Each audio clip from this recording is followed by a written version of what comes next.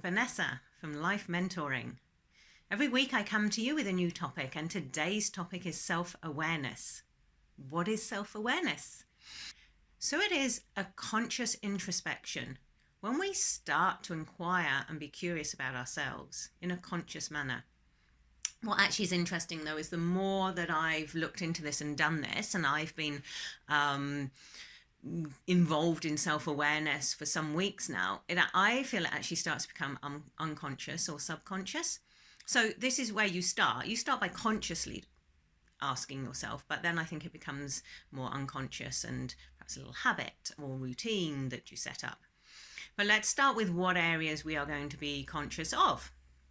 They are areas like values, wants, needs, habits, your physical abilities and physical needs, general abilities, your personality, social, all those sorts of areas. So why would we want to be more self-aware? It actually has amazing advantages. So what happens as we become more self-aware? It actually leads to better self-management, because as you're more aware of things that trigger you and so on, you can start to be more aware of how you're going to react. And this self-management then actually makes you feel more comfortable because you know yourself, and that is actually so empowering. And then we become more confident. So it actually leads us to being a better person. We start to accept ourselves, and then that has the follow-on effect that it has a really, really good impact on your relationships with yourself too, and with other people. So the next question is, how do we become self-aware?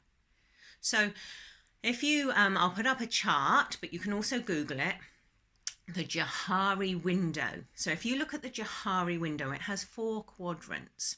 So there's the area that we know of ourselves and everybody else knows, because this is the one that is open to everybody. And then the second one is where other people know things about ourselves, but we're not actually so aware of. That's what they see, but we can't actually see that because we're sort of inside ourselves and we can't get that exterior perspective. And then there's the bits that we know about ourselves, but we don't actually show to others, the hidden bits that we hide from others. And then the 4th quadrant is the yet undiscovered by everybody. We're not aware of it, and other people aren't aware of it. And so the aim is to grow your open bit right across, so that you have less hidden area. So how are we going to do this? All right, well, number one, there's 5 ways, 5 steps. Number 1 is by experiences, by extending your experiences, putting yourself in new situations. Number 2, start to be curious, start to be aware, start this consciously. And we can do this by number 3, looking at our values. Okay, so that makes us, and you can go on my app and find out your top 5 core values to really find out about yourself. And another way is triggers, things that trigger us. If you look at those, don't think of them badly. Think, hey, this is something to look at. What happened here? And you start to reflect on it, and you will find out about yourself that way. You know, why did I behave like that? What was that all about? And the 5th way is you could actually ask people and get different perspectives.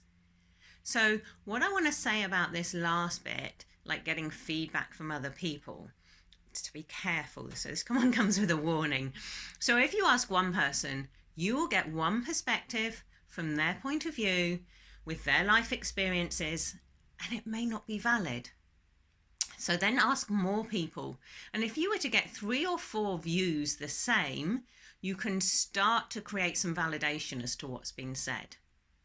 There was one interesting thing that came up, was about, like, when you have feedback and it's been a traumatic situation, it can really stick, and you really, really need to look at that.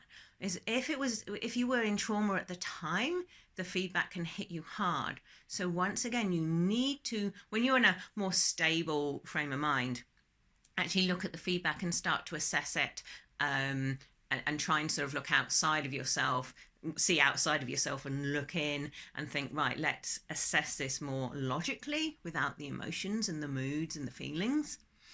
So, in summary, self-awareness is this is where you start, you consciously looking at yourself, and this can lead you to feel comfortable with yourself, to accept yourself, and give you a lot more confidence. And this in turn makes your relationship with yourself better because you're accepting yourself and your relationship with others. And we can do this by extending our experiences, being curious about ourselves, and getting some outside perspectives and different points of view. I trust this has been really helpful. I look forward to seeing you next week. And yeah, good luck and have fun developing and learning who you are.